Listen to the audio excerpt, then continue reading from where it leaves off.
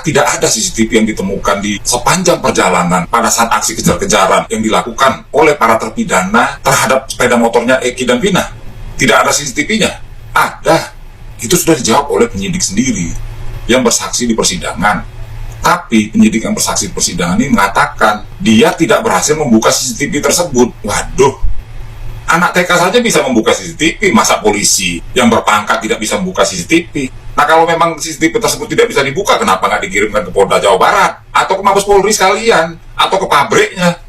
Ini adalah alasan klasik, di mana yang terjadi sebenarnya tidak ada kejar-kejaran. Kejar-kejaran itu hanyalah hoaks, berita bohong, bahwa pelaku itu yang sekarang sudah terpidana, itu adalah proses tukar kepala dari para pelaku yang sebetulnya orang lain. Lantas di mana kejadian yang sebenarnya? Tentu saja jika kita berpikir agak cermat sedikit, pastilah kejadian penganiayaan, pemerkosaan, dan pembunuhan tersebut di lokasi itu tidak ditemukan CCTV. Di mana lokasi itu? Nah, di sini saya tampilkan lokasi tempat ditemukannya Bu Vina dan Eki di jembatan layang flyover Talun. Saya akan menggunakan Google Street View pada lokasi ini. Saya akan ganti ke tanggal atau bulan yang mendekati. Di sini adalah November 2017. Yang paling mendekati peristiwa itu, di mana peristiwa tersebut berlangsung tanggal 27 Agustus 2016. Artinya, jika bulan November 2017 saja tidak ada CCTV-nya, apalagi pada saat kejadian tersebut. Nah, inilah tiang listrik, tiang penerangan jalan umum tempat kejadian tersebut. Tidak ditemukan CCTV.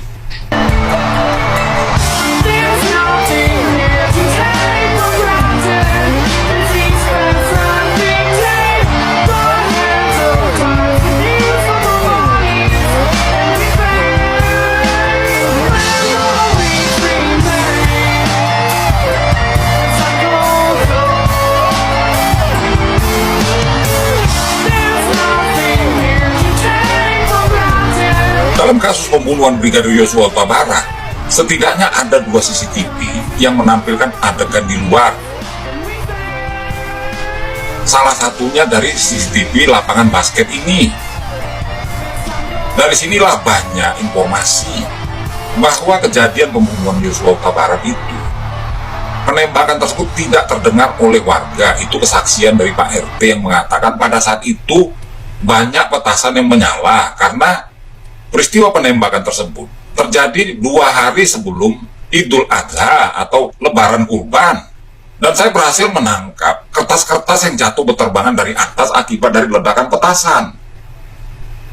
Kita dengan mudah mendapatkan titik-titik CCTV yang banyak di kompleks ini.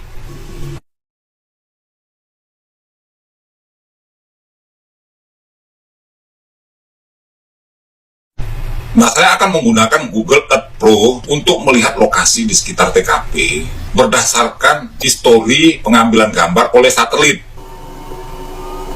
Nah, inilah TKP yang dicurigai tempat Vina dan Eki dianiaya dan Vina diperkosa pada saat itu. Saya akan mundurkan tanggal tahunnya.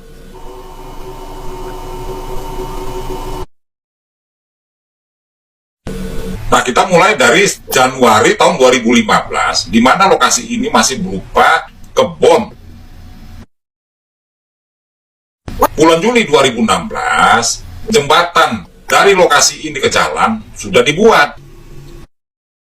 Agustus 2016, sudah mulai pengecoran, pemasangan luring beserta pondasi-pondasi sudah dilakukan pada Agustus 2016. Di mana bulan ini adalah bulan kejadian ditemukannya tubuh Eki di flyover tersebut. Nah, ini bulan September 2016, bangunan sebagian sudah naik, terutama di bagian depan.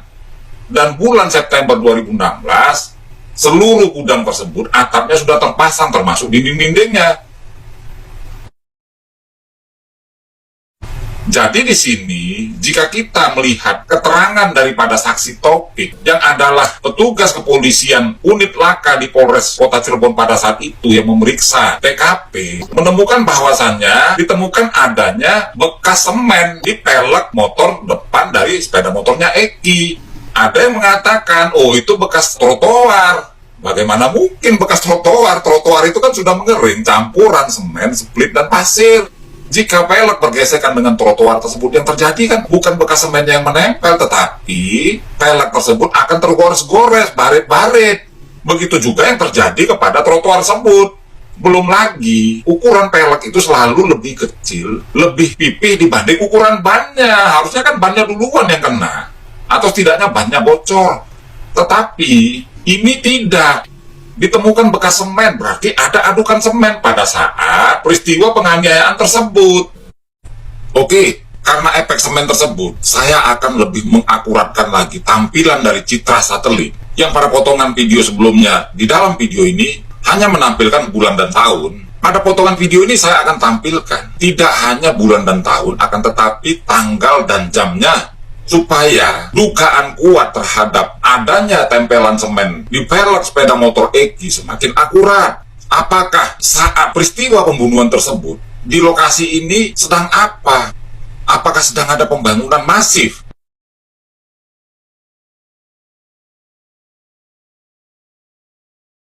Nah, di sini kita lihat, ini adalah posisi tanggal 10 Agustus tahun 2016.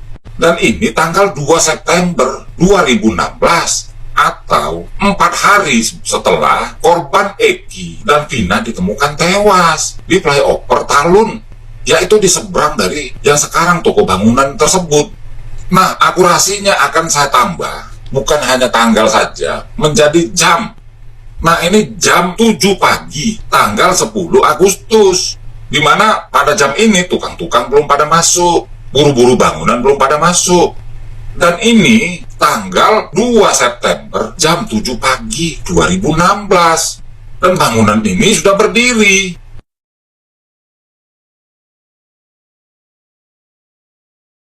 Artinya apa? Artinya sejak 10 Agustus sampai tanggal 1 September, bukan tanggal 2 ya, karena ini diambil pada tanggal 2 September, terjadi pembangunan masif di lokasi ini. Lebih banyak kepada pondasi dan flooring dari gudangnya. Artinya ada tumpukan adukan semen yang tidak terpakai hingga selesainya pekerjaan pada tanggal 27 Agustus 2016. Dan ban sepeda motornya Eki melindas tumpukan bekas adukan semen tersebut. Inilah yang paling masuk akal, di mana Mel-Mel mengatakan, sebelum saya ke flyover Talun, sebelum sampai ke flyover Talun, saya parkirkan dulu di SMP 11. Lah kan lucu, mana mungkin di SMP 11 dia parkirkan? Apakah dia akan jalan kaki sejauh 1,2 km? Disinilah dia parkirkan sepeda motornya Mel-Mel, dan dia melihat peristiwa tersebut secara jelas. Itu yang saya maksud. Mel-Mel ini berbohong, menutupi lokasi yang sebenarnya dengan mengganti kepala-kepala orang yang terlibat dalam proses pemerkosaan dan pembunuhan tersebut. Dan lokasi ini berada bersebelahan dengan jalan tol. Jalan tol, di mana di jalan tol ini pada saat itu tanggal 27 Agustus 2016 adalah waktu sibuk. Pertama, para pegawai swasta dan BUMN gajian di tanggal 25. Yang kedua, itu adalah weekend, sehingga arus kendaraan dari Jabotabek mengalir ke wilayah timur, ke Jawa Tengah, DIY, dan Jawa Timur. Jadi suasana di tol tersebut begitu bisingnya. Belum lagi jalanan basah karena hujan yang menyebabkan suara ban mobil begitu bising dan berisik. Dimana dengan kondisi biasa saja jarak antara lokasi ini ke kompleks sebelahnya begitu jauh, kemudian ke salah satu rumah yang hanya satu saja di pinggir tol ini, tidak mungkin suara di situ bisa sampai karena di rumah ini sudah sangat berisik suaranya akibat dari pergerakan kendaraan di jalan tol tersebut. Artinya kan korban itu bukannya tunawicara, tidak bisa bicara, bukan bisu, kedua-duanya pasti mereka berteriak-teriak toh. Seperti halnya apa yang terjadi di peristiwa penembakan Brigadir Yosua, di mana dia ditembak pada saat berbarengan dengan diledakkannya petasan, sehingga suara tembakan tersamarkan oleh suara petasan. Begitupun di sini, suara teriakan-teriakan daripada korban maupun teriakan-teriakan kemarahan daripada orang yang mengeksekusi korban tercover, tersamarkan oleh suara lalu lalang kendaraan, baik yang ke arah timur, ke arah Jawa Tengah dan Jawa Timur, maupun yang ke arah barat. Sehingga suara-suara tangisan rintihan korban tidak bisa didengar oleh masyarakat, jauhnya minta ampun. Dan lokasi ini bebas dengan CCTV, bebas sama sekali dari pantauan CCTV. Di mana pada saat itu pun dikatakan para saksi mata di sekitar kejadian maupun di jalan-jalan yang mestinya dilewati oleh rombongan pengejar, mereka menyaksikan bahwa suasana jalan pada saat itu sangat sepi. Lah kok terjadi kejar-kejaran? Nah kalau tidak terjadi kejar-kejaran, lantas di mana korban Eki dan Vina dieksekusi? Jadi saya menyimpulkan, inilah lokasi yang paling ideal, untuk menghabisi korban Eki dan Vina. Dan jika kita melihat kejadian ini dibandingkan dengan kesurupan bohong-bohongan daripada Linda, apa yang dikatakan Linda dalam kesurupan bohong-bohongan tersebut mendekati. Bukan berarti benar kesurupan si Linda tersebut. Bisa jadi Linda adalah bagian daripada orang yang menyaksikan Vina diperkosa, Eki dianiaya. Di dalam kesurupan tersebut, Linda mengatakan bukan diseret, tapi dipukul ke sepeda motor. Nah, kita melihat ada luka memar di pipinya Vina.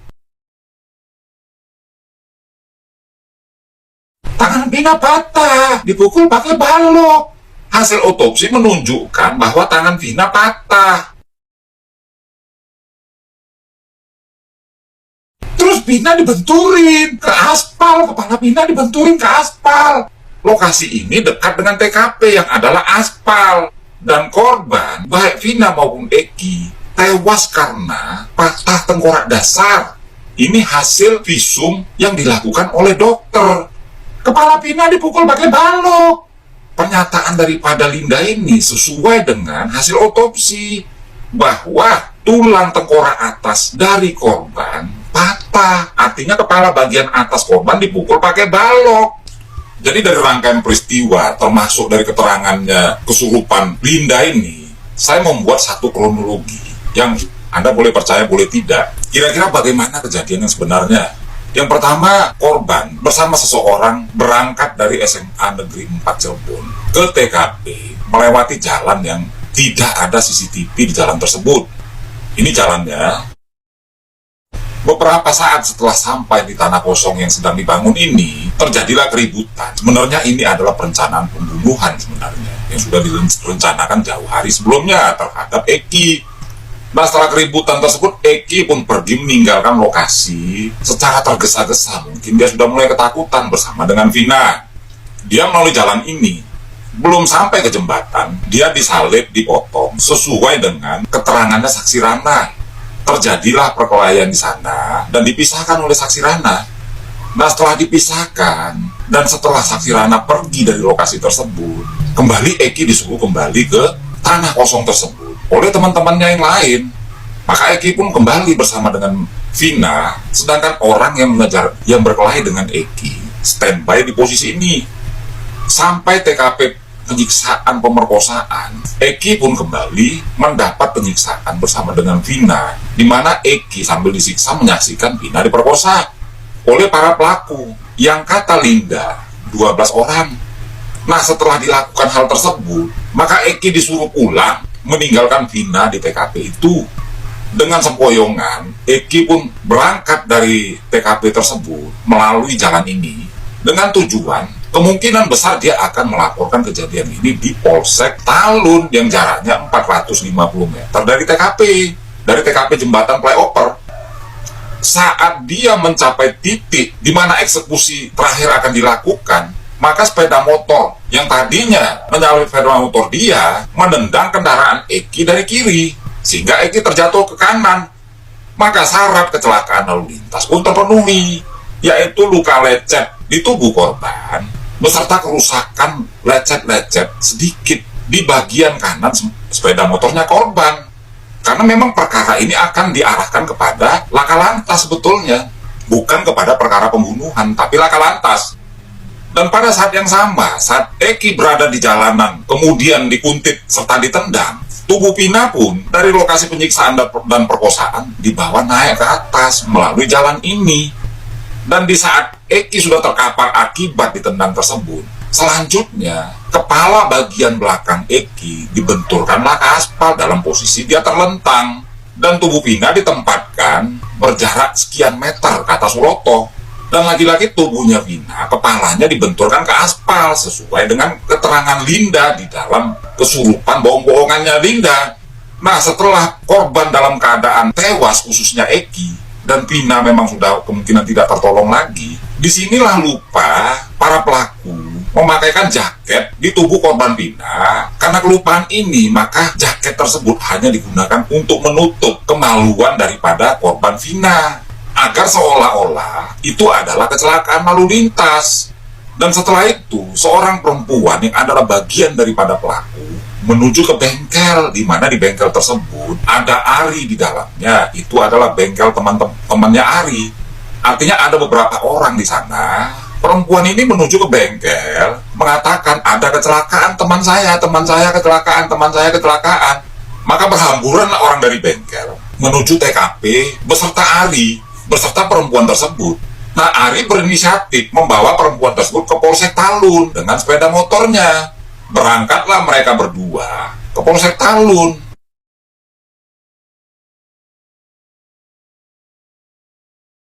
Di polsek ini, perempuan tersebut melapor, bukan teriak, ada kecelakaan, bukan.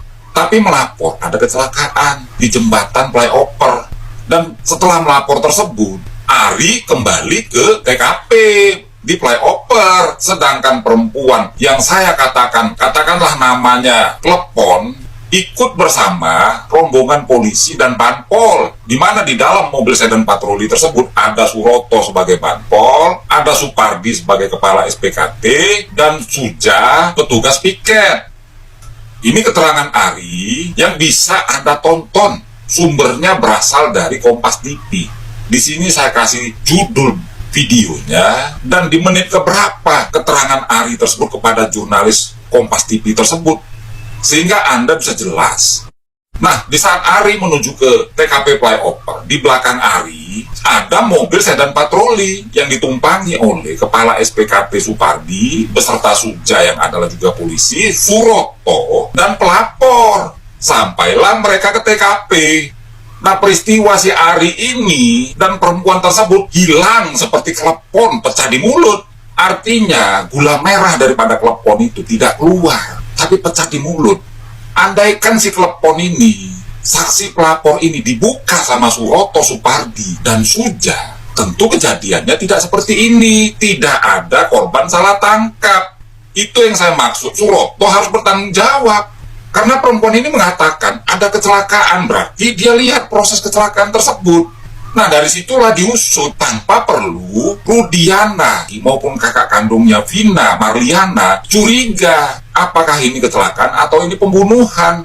Tentu pengusutannya harus dimulai dari perempuan tersebut. Tetapi perempuan tersebut di-cut seperti makanan klepon oleh trio Suroto, Supardi, dan Suja.